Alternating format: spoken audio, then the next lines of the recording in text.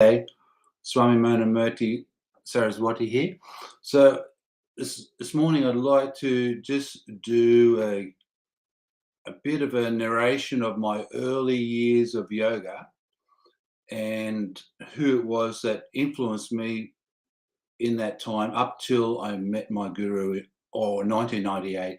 So from 1968 up to 1988, and then possibly it'll be continued at another date from 1988 onwards. So I'd like to start from 1968. As I said, I was very, very young. My mother was doing weekly yoga classes with some of her friends, and myself, I was the eldest of 4 children, my siblings, my 2 younger brothers and my younger sister. So I was the eldest. I was 11 years old, and Mum had a small yoga book. It was a pocket edition of Swami Vishnu Devananda's completely illustrated book of yoga, which was a real classic book. And we just got so into this book. It was just amazing. And we'd go through, because had a lot of photos in it, and obviously we tried to read a little bit, but we were only little kids. I was 11, and we got into these yoga postures and all the different types of yoga, like we were doing headstand, shoulder stand, all these little things, lotus position, all the different seated positions as well. And Mum was sort of like our teacher as well as the book. And also at that time, Mum was watching on TV a classic show which was aired for many years on Channel 9 in Australia, throughout Australia, called Relaxing with Roma. So that's Roma Blair, who was the founder of the International Yoga Teachers Association, the IYTA, which is a worldwide organisation. So at that time, Roma Blair was airing this show on Channel 9 for many, many years. And we watched it for a number of years when we were kids, all the time with Mum. And we used to practice all the yoga that was being shown on TV. And it was more or less, from what I could remember from when I was a little child, it was the yoga postures and a little bit of relaxation. And well, I couldn't quite understand the meditation or anything like that. But one day in 1968, and I've got a photo of this that I didn't get until about late in the 90s, but this is 1968. So one day we were watching the Relaxing with Roma show, who now that we know was Swami Nirmalananda Saraswati, a direct disciple of Swami Satyananda. So one day, Swami Satyananda was the invited guest on Roma Blair's show on TV, on national TV. And I happened to be watching this show this day. It was just amazing. I was watching this show with Mum, and I said, "What's this, Mum? Who is this man?"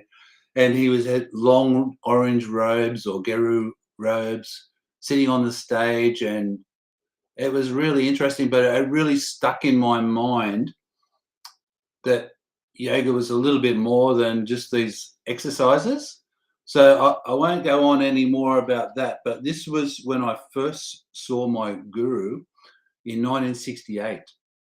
And 20 years later, I was mysteriously sitting in front of him in India, and I met him there. But in 1968, I'll just give you the story. All of us kids practiced yoga. I was the eldest. It was really, really funny. And I'd mastered the practice of Norli. I don't know if you know it. You might know it. It's one of the Hatha Yoga Shatkamas, where you isolate the rectus abdominis muscle in the abdomen and you churn it from side to side. So I mastered this practice. I was 11 years old. Horizontal churning from side to side. And my younger brother, who was 3 years younger than me, Jeff, so I was 11, he was 8 years of age. He mastered Norli also, churning his stomach muscles up and down, vertical. I was amazed how he could do this. I couldn't do it. I could do it side to side, horizontal. He could do it vertically, and he could hold a coin in between the muscles of his stomach muscles, because there was no fat on us kids. We were so active, we were basically skin and bones, but, or muscle. But he could roll a coin in the groove between his abdominal muscles up and down while doing this practice of churning the Norley, rolling his stomach muscles up and down. And I was going side to side. But Jeff, my younger brother, he really was amazing to watch. So that was when I was 11 years old. So I'll just fast forward a little bit. So I'll jump through the major years. So then I didn't hear any more about yoga. So until about 1976, I was a young surfer. I was 19 years of age. I met Shane Horan and his elder brother, Steve, who's my best mate still today, and his family, Shane and his family and Steve.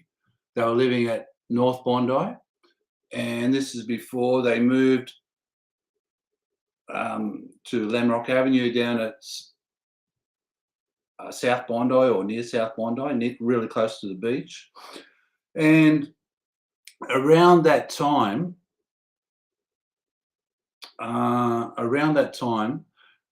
Steve showed me one of Shane's books on stretching, and I looked at it, and Shane was like the hottest surfer in Australia, and he became one of the hottest surfers in the world. Turned professional. He left school to become a professional surfer, and I knew him when he was at school. He was probably about 17 at the time. He left school and joined the Bronzed Aussies, the first professional surfing team. They were all Australians. The Bronzed Aussie surfing team, which began touring the world when professional surfing was just kicking off. He was a young kid, 16. At 16, he was just like Australian schoolboys champion and skateboard champion as well. So I don't think anyone's topped that record so far. And Shane, because I knew his family, I was always up at their place quite often from the South Coast. I used to drive up there on the weekends occasionally and visit my mate Steve, who lived at Bondi, and occasionally Shane was there when he wasn't touring around the world or around Australia in professional surfing contests. And that was really amazing years. So after that, Shane, because I was a surfer, Shane really influenced me, and he really embraced the yoga philosophy later on, and he was a real big influence in my life at that time, Shane Horan, who became World Masters champion as well, and surfing legend, really professional surfing legend even to this day. And the next influence was around 1979, so that was 76 when I met Shane. So 79, 80, I attended a few hatha yoga classes down in Nowra, where I lived on the South Coast, with a good mate of mine. And I really thought it was for girls only, because like we were the only guys in the class, myself and my mate, and there was just wall-to-wall girls in this class. So, and we were the only two guys in the class. I thought, what's this? This is just girls only. The girls wearing leotards, and if I want to see girls, I'd just go anywhere, go to the beach. They're wearing bikinis, or anywhere, out to the pub or the club or something, I was only a young guy. And so that was 79 to 80. So in 1981, my friend that I used to attend the occasional casual yoga class with, he went for a holiday to India and Sri Lanka and returned back to Australia. And he brought with him, he told me many stories, and he brought back with him a really good, big book, large book on yoga, which included all the philosophy. So I borrowed the book off him after a little while, and I read it, from cover to cover, and got really interested in the philosophy of yoga as well. So just knowing that it was more than just stretching, so there was a whole philosophy behind it. And that was really amazing. So that was 1981. And I started attending yoga classes again with this same teacher where I went previously, casually over the last few years. But I started going to a regular class. She was an IYTA teacher, International Yoga Teachers Association teacher. And yeah, she was amazing with the asanas and relaxation. So I got right into that. And that was when I first learned the alternate nostril breathing, or Nadi Shodhan Pranayama.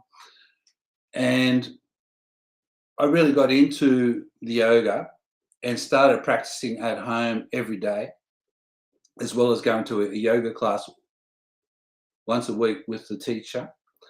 And I also started having a small class, or teaching a small class myself, with my friends, my two friends. There was three of us. We were pretty hardcore into the yoga. And we were teaching, we were having turns at being a teacher. It was really interesting. We were having turns at being the teacher who was teaching the other two. So this was really good. And we're reading about the philosophy and everything like that. And, you know, that was the first time I really saw in this book the word Kundalini inside this book that my friend brought back from India. And in 82, I attended 2 classes a week with this IYTA Hatha Yoga teacher. And in 83, it was 3 classes a week.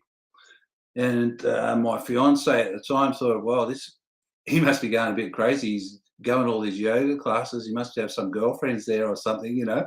So obviously it really wasn't that, but I was just really just so embracing the yoga. I just totally loved it, you know, and I learned in the relaxation, it was something else. And I remember also when I was an 11-year-old, in the relaxation that I learned through the IYTA teacher, I remember the out-of-body experience I had when I was 11 years old, when Mum was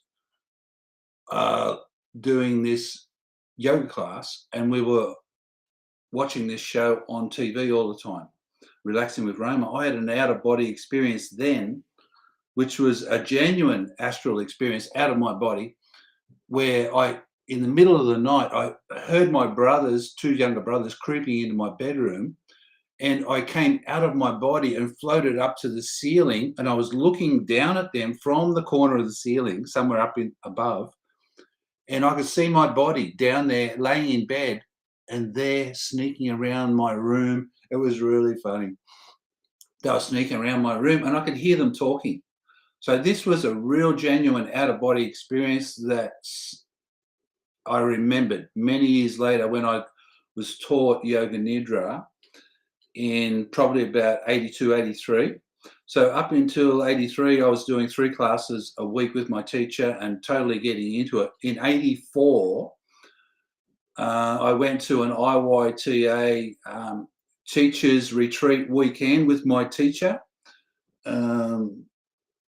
My fiance didn't like it, but I went for the weekend with my teacher, and I met some amazing teachers at this retreat in Wahroonga in northern suburbs of Sydney. And that same week, I actually met a Swami down the south coast, St George's Basin near Nowra, who was a sannyasin disciple, a Swami disciple of Swami Satyananda Saraswati, who I'd never heard of. But she had all these books with her, the teacher. So I purchased a book and I started reading it that week about Teachings of Swami Satyananda, Volume 1. So I'd met the Swami, and I've got this book on Teachings of Swami Satyananda. So I went to this yoga retreat this weekend, and there was 2 other guys there. There was the Catholic priest, I think it was a Catholic priest who ran this retreat. And I had a really amazing experience that weekend, but I won't go into it now because this video is more about my early influences. So that Swami that I met 1984, I purchased those books and I just devoured every book. Every week she'd bring a new book and I purchased a new book. I just devoured books one after another after another. I read everything that they had on teachings of Swami Satyananda and started just intensifying my yoga practices. And I even, in 1984, the Swami Satyananda's book came out, Kundalini Tantra. And I remember I posted a copy of the Australian edition of Kundalini Tantra to Shane Horam, my best mate's brother, who I knew pretty well from those earlier years. So I posted that copy to Shane on Kundalini Tantra from those. And then I started getting into Kriya Yoga, Chakra Sadhana and Kriya Yoga, which were written into that text, which was really amazing. And I was really intensifying my yoga. In 1986, I had some amazing experience, which I won't repeat because I've already made YouTube videos about them. I had that one morning, I had a breakthrough experience where I had a vision with my eyes open, a darshan of Swami Satyananda in my bedroom, and then an hour later or half an hour later, I had the Kundalini awakening in my meditation. So I was, in those days, I was getting up 3:30 in the morning doing my sadhana. So I was pretty intense. I was doing 5 hours of yoga every day, integral yoga, Bihar School of Yoga system. I was really intensifying that.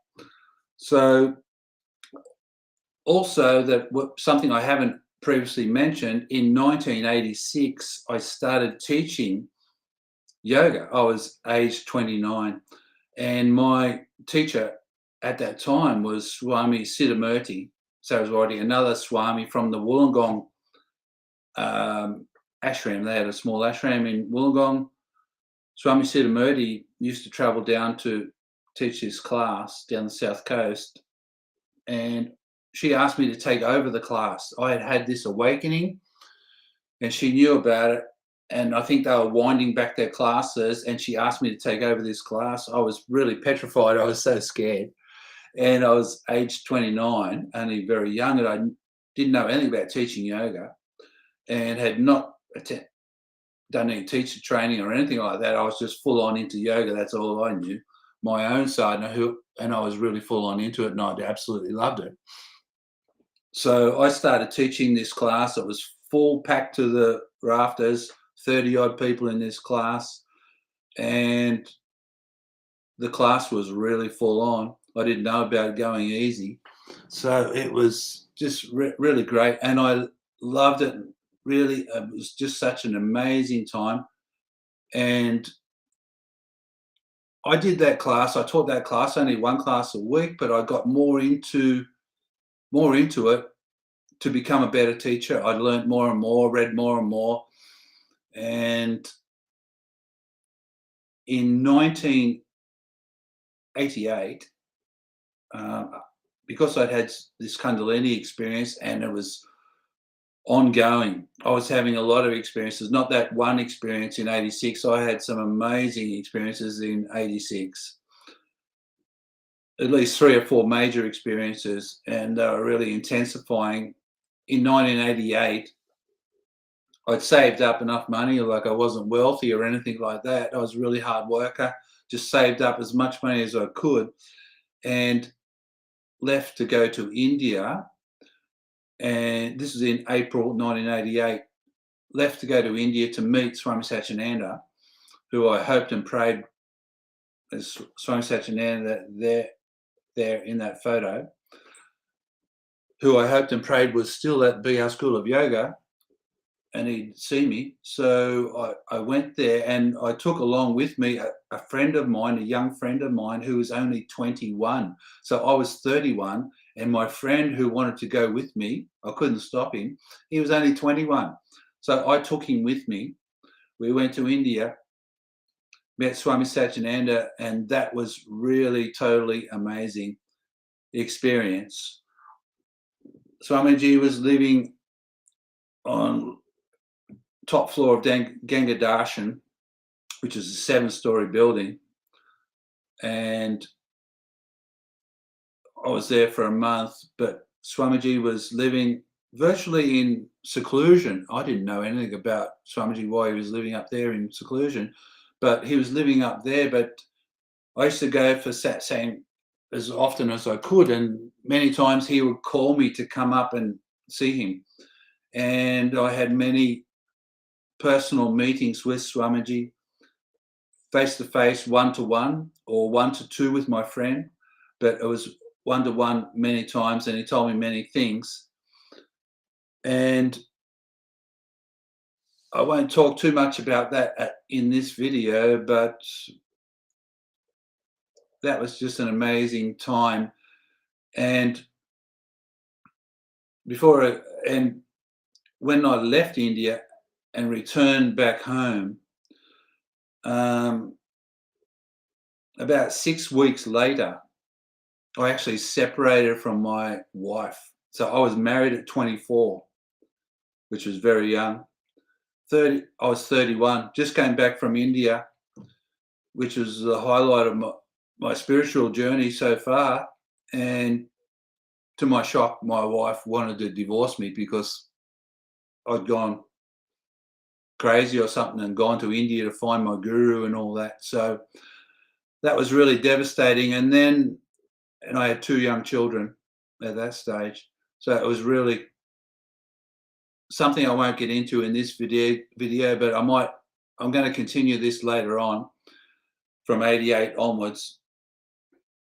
But also in 1988, a couple of months later, I found out that my guru who I'd met, who was just the biggest thing in my life, and my life was falling away from underneath me, and now my guru is disappearing.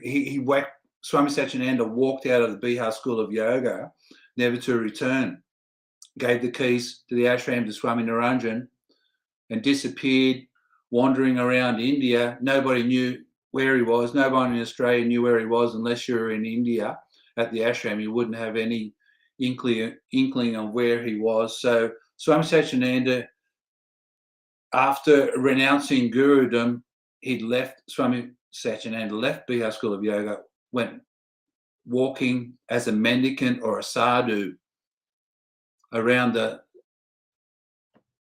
Siddha Tirthas of India. He went to the Kumbh Mela and many other places from that time, 8th of August 1988, he left. And I think it was September 1989, he ended up at Rikia, where he lived the last 20 years of his life in seclusion and practicing intense sadhana, tapasya at Rikia. So I'll just conclude this 20 years where I've just say who are the main influences in my life at that stage. It's been about 24 minutes nearly. So I didn't want to say too much, but this is about my early years as much after that. So I'll make another video on that at a later date and hope you enjoy this. It's a bit unorthodox, but there's a few different influences in my life. So I just wanted to let everybody know. Hari Om.